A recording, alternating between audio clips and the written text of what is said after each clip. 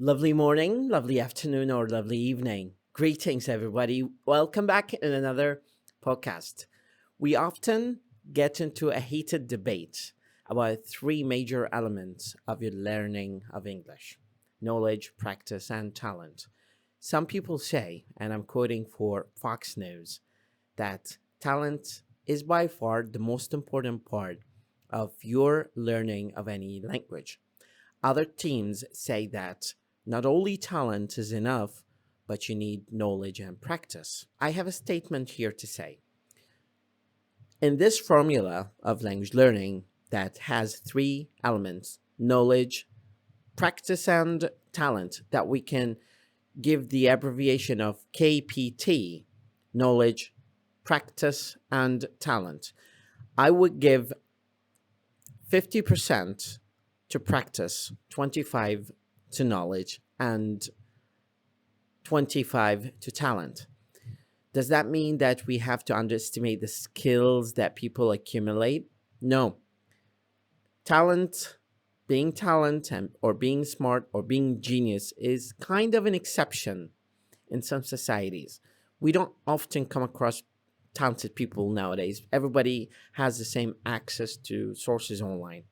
But I really think that when it comes to language learning, it's the matter of how much knowledge you gather from books, from being in touch with people who speak the language, and listening more, and writing more, and reading more, and speaking more.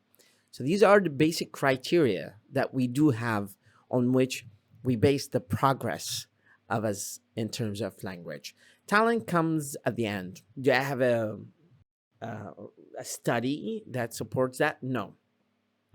But I'm putting myself under the microscope of learning, and I'm analyzing myself and see the trajectory and the progress that I've made. It didn't come actually from my talent, because I do not entitle myself to be in this position. I don't consider myself to be a talented person.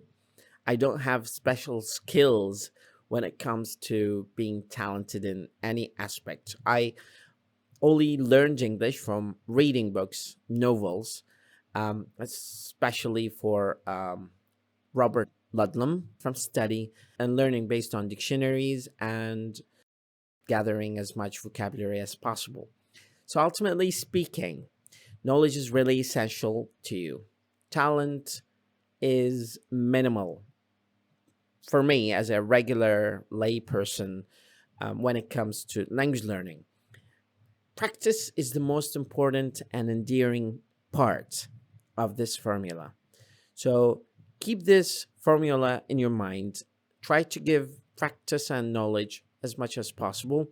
When we talk about knowledge, we talk about how much you contact people and how much you read. When it comes to practice, we talk about how much you put your language to practice by engaging, immersing yourself, socializing, interacting with people, developing sense of communication, good quality communication. When we train this generation of millennium, we need to focus on two major skills: how to survive in the society when they graduate, and how to communicate better in writing and speaking. Other than that, the kind of education that you're getting that does not provide you with these two skills, or the mindset for these two skills, is not going to be validated by the authenticity of society and the practicality of lifestyle nowadays. So we just need to focus more on gathering as much knowledge as we can by reading and by listening, and enriching your ears, your mind with enough sources that selectively put you on track of good language progress. In addition, of course, to immersing yourself more in language, embracing language, being fascinated by language, loving language, um, that is eventually going to give you a better sense of progress you make in language. Talent is minimal, so let's not say the statement, the cliche statement that I need to have certain kind of mindset and certain kind of talent to be able to learn any language. That is not true. That is not possible. Have a wonderful day.